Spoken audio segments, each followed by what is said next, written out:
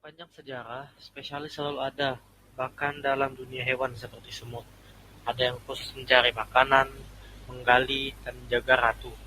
Begitu juga manusia, dari yang bertani, berburu, hingga zaman modern dengan jutaan jenis pekerjaan unik. Tapi satu hal sering dilupakan, siapa yang mengatur semua spesialis itu? Siapa pemimpinnya? Disinilah peran generalis jadi sangat penting. Generalis yang kompeten bisa memimpin para spesialis, dan mereka seringkali lebih berharga daripada spesialis itu sendiri. Tapi jangan salah paham, generalis bukan berarti orang yang tidak ahli di apapun. Seorang generalis sejati punya kemampuan di atas rata-rata di berbagai bidang. Kita bisa mengambil dari contoh sederhana ini. How does a nuclear reactor work? What? It's a simple question. It's hardly a simple answer. Of course. You presume I'm too stupid to understand. Good. I know how a nuclear reactor works. Now I don't need you. Jadi bagaimana seorang politisi bisa menjalankan pembangkit listrik tenaga nuklir?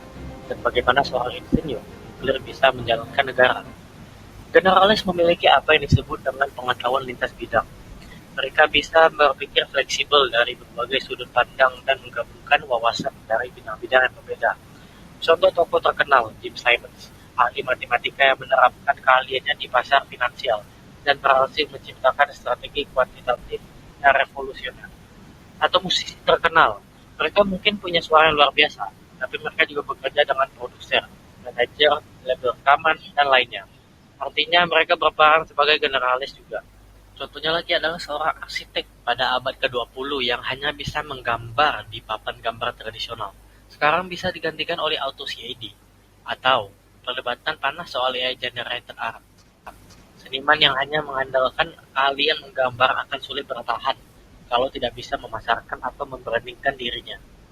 Jadi tak tergantikan, kamu harus belajar dan beradaptasi. Jadilah generalis dengan spesialisasi di satu bidang. Contohnya, seniman hebat, belajarlah marketing. Programmer jenius, belajar komunikasi dan manajemen. Sekarang, gimana caranya menjadi generalis yang hebat? 1. Pelajari soft skill.